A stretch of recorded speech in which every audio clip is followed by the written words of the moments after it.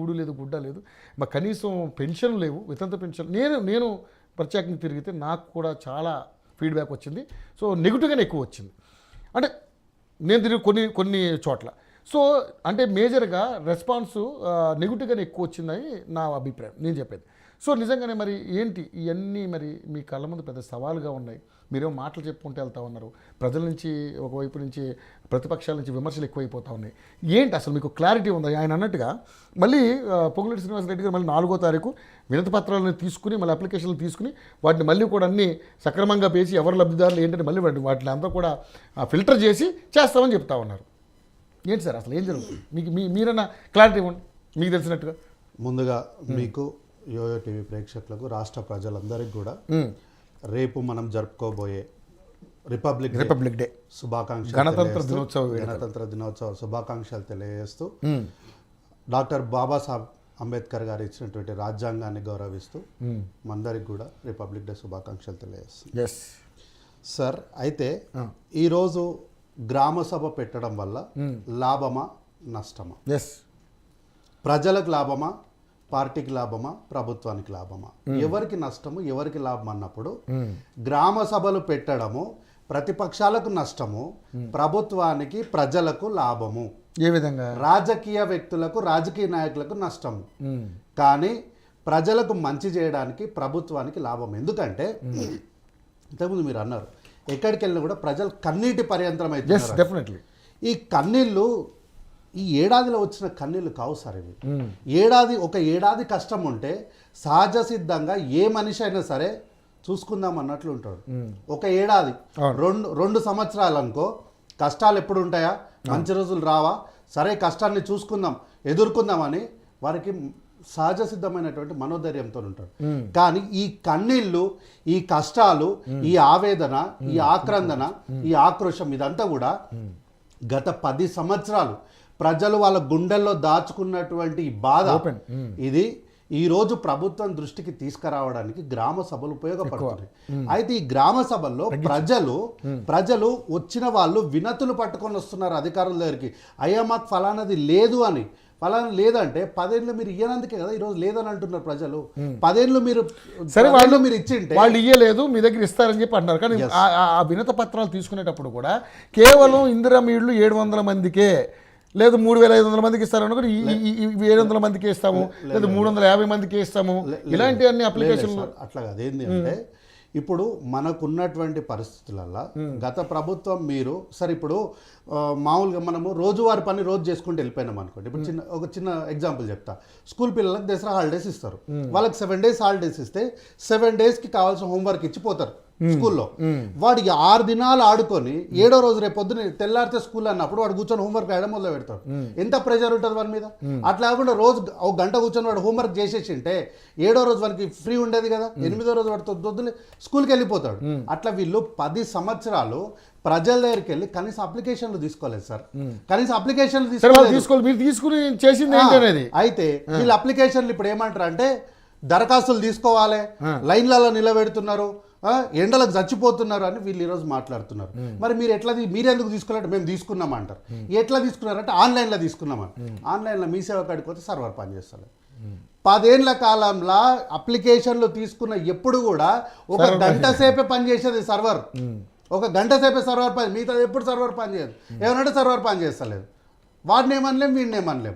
వాడు ప్రైవేట్ వాడు మేము ఎందుకు కొట్లాడతాం? ఇక్కడ అట్లా కాదు. ప్రభుత్వము నేరుగా, అంటే ప్రభుత్వం అంటే నేను మీరు కాదు, ప్రభుత్వం అధికారులే ప్రభుత్వం. ఈ ప్రభుత్వ అధికారులు గ్రామానికి వచ్చి మీ ఊరికి వస్తున్నారు, మీ వార్డుకు వస్తున్నారు, మీ దగ్గరకు వస్తున్నారు, వచ్చి మీ దగ్గరికి అప్లికేషన్ తీసుకున్నాక నువ్వు ఆన్లైన్లో ఇస్తే నీ పేరేం రాసాడో నీకు తెలియదు, వానికి తెలియదు. నా పేరు కార్తిక్ సార్, నా పేరు KRTHIK, ఓడు రాసిండు నా పేరు KRTIKN రాసిండు, కార్టిక్ అని రాసిండు. ఇప్పుడు ఎవరితో అనుకోవాలి నేను? మళ్ళీ నేను అన్ని అప్లికేషన్లను సరి చేసుకోవడానికి నాకు 1 నెల రోజులు టైం బట్టి అన్ని ఫీజులు కట్టుకోవాల్సి వచ్చింది. ఈరోజు అట్లా లేదు. నువ్వు రాసిన నీ చేతితో నువ్వు రాసినటువంటి కాగితంలో ఎట్లాంటి స్పెల్లింగ్ మిస్టేక్స్ లేకుండా నీ బాధ ఏందో నువ్వు నీ చేతితో రాసిస్తున్నావు. కాబట్టి పొంగులేటి శ్రీనివాసరెడ్డి గారు కూడా మాట ఏం మార్చలేదు. ఆల్రెడీ తీసుకున్న అప్లికేషన్లకు ఇన్ని ఉన్నాయని మేము అంచనా వేసుకున్నాం. అయితే మేము మొదట్లోనే చెప్పినాం బీఆర్ఎస్ పార్టీ వాళ్ళు ఆ రోజు ఒక ఆరోపణ చేశారు మా మీద ఈ ప్రజాపాలన 2 రోజులు పెడతారు తర్వాత తీసేస్తారు దీనికి మళ్ళీ అతి లేదు గతి లేదు అని అన్నారు. ఆ రోజు ఇది నిరంతర ప్రక్రియ, మేము దరఖాస్తులు తీసుకుంటాము రొటేషనల్ గా ఇప్పుడు ఈ దరఖాస్తులు తీసుకునేది 5 సంవత్సరాలు తీసుకుంటూనే ఉంటారా? అట్లా కాదు సార్. సార్ ఇప్పుడు 5 సంవత్సరాలు తీసుకుంటారా అంటే ప్రజలకు అర్హులైన వాడికి ఆ యొక్క లబ్ధి జరిగింది అని నిర్ధారణ అయ్యే వరకు మా బాధ్యత అది. మా బాధ్యత అయ్యిందా లేదా తెలుసుకుంటాం మేము మన దగ్గరికి వెళ్ళి. సో ఈ రోజు మేము రాష్ట్రంలో అధికారంలోకి వచ్చిన తొలినాళ్ళలో పెట్టినటువంటి ప్రజాపాలనలో తీసుకున్నటువంటి దరఖాస్తులు పోను ఇంకెవరైనా మిస్ అయిన వాళ్ళు ఉన్నారా, ఎవరైనా పెట్టని వాళ్ళు ఉన్నారా, ఏదైనా మిస్టేక్ వల్ల చెప్పింది బాగానే ఉంది కానీ వచ్చిన దరఖాస్తులన్నా కానీ ఇప్పుడు కనీసం వాడు కొంతమందికి అందజేయచ్చు కదా. అందజేస్తామని చెప్తున్నాం సార్. అయితే పొంగులేటి శ్రీనివాసరెడ్డి గారు ఏమన్నారు మంత్రి గారు అంటే ఈ రోజు తీసుకున్న దరఖాస్తులు అన్నిటిలో క్రోడీకరించుకొని ఇన్ఫర్మేషన్ తీసుకొని మళ్ళీ జనవరి 1st వీక్ లా అంటే ఇది సెకండ్ టర్మ్ అన్నమాట. ఈ ఫస్ట్ టర్మ్ ఇప్పుడు అయిపోతుంది. రేపు 26వ తారీఖు నాడు ముఖ్యమంత్రి గారు నారాయణపేట జిల్లాకి పర్యటనకు వెళ్తున్నారు. అట్లనే మంత్రులు కూడా వాళ్ళ జిల్లాలు ఎక్కడెక్కడ ఇన్ఛార్జ్లో అక్కడికి వెళ్ళిపోతున్నారు. రేపు ఫస్ట్ టర్మ్ అయిపోతుంది. సెకండ్ టర్మ్ కి మళ్ళీ మేము 4 ఏళ్ళకి 5 ఏళ్ళకి తీసుకోలే, ఇమ్మీడియట్ గా ఫిబ్రవరి 1st వీక్ లోనే మళ్ళీ సెకండ్ టర్మ్ లో మీరు ఇచ్చిన దరఖాస్తులను క్రోడీకరించుకొని ఇన్ఫర్మేషన్ అంతా గ్యాదర్ చేసి మీకు ఏం కావాలో మీకు చేస్తామని అంటున్నారు.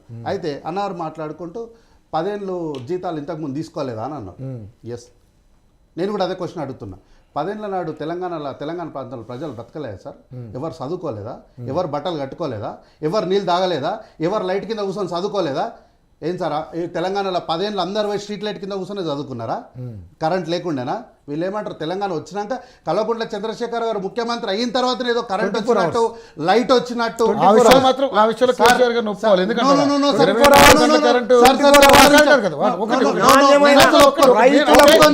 నా ఒపీనియన్ చెప్తున్నా, నా పర్సనల్ ఒపీనియన్. ఇప్పుడు కరెంటు ప్రతి ఏరియాలో తీసేస్తామన్నారు. అప్పుడు 24 అవర్స్లో ఇప్పుడు కూడా పెద్ద కరెంటు పోయిన సందర్భాలు కనపడలేదు. అంటే నేను చెప్తాను వీధి దీపాల కింద చదివారా అంటే అది నేను కూడా ఒప్పుకోను. ఎందుకంటే ఉంది, కరెంట్ ఉంది కానీ 9 గంటలు ఉండేది కరెంటు. బట్ ఓకే, బాగుంది. ఆ విషయంలో మాత్రం అందరూ సాటిస్ఫాక్షన్గా ఉన్నారు. నేను చెప్తాను 9 గంటల ఉచిత కరెంటు మొట్టమొదటిసారి ఇచ్చిన పార్టీ కాంగ్రెస్ పార్టీ. అది రైతులకు ఇచ్చారండి, కాదంటలేదు. అయితే ఈ ప్రక్రియలో భాగంగా 2004 నుంచి 2014 వరకు ఉన్నటువంటి కాంగ్రెస్ పార్టీ దఫాలుగా ఛత్తీస్గఢ్ రాష్ట్రం నుంచి మిగతా రాష్ట్రాల నుంచి మిగతా పవర్ ప్లాంట్ల నుంచి పవర్ని ఎట్లా జనరేట్ చేసుకొని రాష్ట్రానికి తెచ్చుకోవాలని చెప్పి వాళ్ళు గత ప్రభుత్వం చేసినటువంటి ప్రణాళికలు కావచ్చు, లేకపోతే వాళ్ళు కంప్లీట్ చేసినటువంటి పనులు కావచ్చు. చివరి దశలో 2014లో ఛత్తీస్గఢ్ నుంచి పూర్తిగా వైర్ లైన్లు కన్స్ట్రక్షన్కి సంబంధించిన పార్ట్ మొత్తం అయిపోయిన దశలో, అంటే దాదాపు 90% అయిపోయిన నేపథ్యంలో 2014లో ప్రభుత్వం మారిపోయింది. 2014 కనుక కాంగ్రెస్ పార్టీ అధికారంలోకి వచ్చుంటే మీరు ఈరోజు ఈ మాట అనేటోళ్ళే కాదు. సో 2014 వరకే ఆల్రెడీ చేయాల్సిన కన్స్ట్రక్షన్ వర్క్ మొత్తం అయిపోయింది కాబట్టి ఫ్రూట్ అనేది ఇమీడియట్గా వచ్చేసింది. ఏం సార్ 2014 రాగానే కేసీఆర్ గారు రాగానే ఒక రాత్రికి కరెంట్ లైన్లు వేసేసి పవర్ జనరేట్ చేసేసి 24 hours ఇచ్చేసిరా? అంతకుముందు జరిగిన ప్రక్రియనేమి మనం చూడమా? సో అంతకుముందు జరిగిన ప్రక్రియ మొత్తానికి ఫ్రూట్ అనేది ఇప్పుడు వచ్చింది కళ్ళ ముందు. మీకు ఒక ఎగ్జాంపుల్ చెప్తా సార్. ఈ రాష్ట్రంలో ఉన్న మెట్రోని ఎవరు సార్ ఇనాగరేట్ చేసింది? ఇనాగరేషన్ ఎవరు చేసిరు? కేసీఆర్ గారు, నరేంద్ర మోడీ గారే కదా. కానీ ఫౌండేషన్ వేసింది ఎవరు? Okay right. ఇప్పుడు ఇది కూడా అంతే సార్.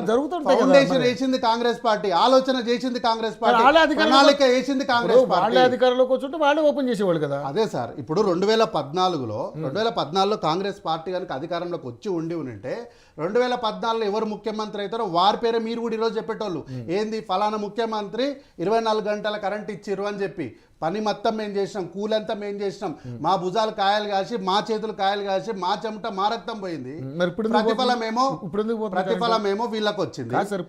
అయితే ఇట్లానే ఆదాయంతో కూడినటువంటి రాష్ట్రాన్ని, మిగులు బడ్జెట్తో కూడినటువంటి రాష్ట్రాన్ని ఇస్తే వీళ్ళు అప్పనంగా వచ్చినటువంటి ఆస్తుల్ని వీళ్ళ సొంతానికి వాడేసుకొని వీళ్ళ సొంత సార్ హైదరాబాద్ అంటేనే పెద్ద హైదరాబాద్ లో ఉన్న ల్యాండ్ హైదరాబాద్ అంటేనే ఆస్తి సార్. ఈ రోజు కూడా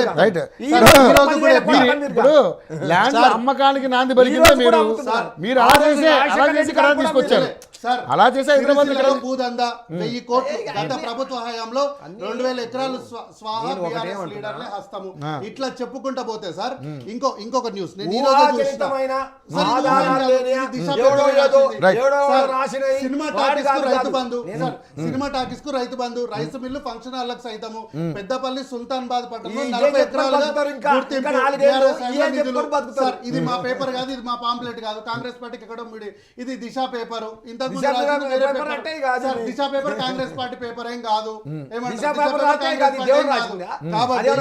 అయితే వీళ్ళు ఇంకో మాట ఏమంటారు, ఎన్నిసార్లు తీసుకుంటారు నాకు ఒక 30 సెకండ్లు. గౌరవ్ కల్వకుంట్ల చంద్రశేఖరరావు గారి గురించి చెప్తాను, దయచేసి పెద్దలు ఒక్క నిమిషం సార్. నేను అనేది ఏంటంటే అధ్యక్ష, చేస్తారు కదండి 6 సార్లు చేస్తారు, నష్టమేందండి? What is wrong to find out the fact? 6 సార్లు చేస్తారు, వాట్ ఈస్ రాంగ్? దరఖాస్తులు సార్ మీరు ఎన్నిసార్లు సర్వే చేస్తారు అని అంటే ఆ రోజు ముఖ్యమంత్రి గారు ఆ మాట అన్నారు. దరఖాస్తులు ఈ రోజు మీరు చేసినటువంటి దొంగ సర్వేలు మేమేం చేస్తలేము. ప్రజలు అధికారులు నేరుగా ముఖాముఖిగా కలుస్తున్నారు. ఈ రోజు ఒకవేళ మీ గ్రామంలో కూర్చున్నటువంటి ఎంఆర్ఓ గారు మీ దగ్గర దరఖాస్తు తీసుకున్నాక ఆయన పని చేయకపోతే ఈ ప్రజలు ఈ యొక్క ఎవరైతే పౌరుడు ఉన్నాడో నేరుగా అదే ఎంఆర్ఓ దగ్గర పోయి, సార్ ఆ రోజు నువ్వు నాతో దరఖాస్తు తీసుకున్నావు, ఇంతవరకు రాలేదు, ఏమైందని ప్రశ్నించడానికి అవకాశం ఉంది. కాబట్టి ఇట్లాంటి పరిస్థితులలో మీరు ప్రజలకు ముఖం చాటేసి ఒక అగాధం కట్టుకున్నారు. ఈ రోజు మేము అగాధాలను పూడ్చుకుంటూ ప్రజలతో అగాధాలు పూడ్చుకుంటూ కానీ ఆ ప్రజల్లోకి మీరు గ్రామ సభల పేరుతో వెళ్తే మీకు చిట్కారాలు వస్తున్నాయని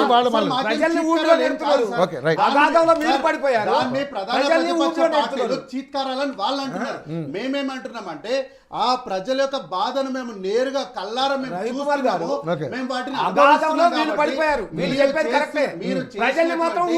అన్యాయాలు అక్రమాలను ఈ రోజు ప్రజలు నేరుగా ప్రభుత్వం దగ్గరకు వచ్చి సార్ వెళ్ళబుచ్చుకుంటారు. ఈ రోజు అన్నగారు ఉండి మంత్రులు ఎక్కడ ఉన్నారండి, ఏ జిల్లా కావాలి, ఏ మంత్రి కావాలి చెప్పండి. మంత్రుల గురించి మాట్లాడదాం నెక్స్ట్ మీరు తర్వాత చెప్తారు కానీ ప్లీజ్. ఎస్ పివిరెడ్డి గారు బీఆర్ఎస్ కాంగ్రెస్ మంచిగా వాళ్ళ యొక్క రాజకీయం చేస్తుంటే మీరు మంచి గోడ మీద కూర్చుని మంచిగా అన్నీ చూసుకుంటూ కూర్చున్నారు. ఏంటి అసలు అంటే ఇప్పుడు గ్రామ సభల మీద మరి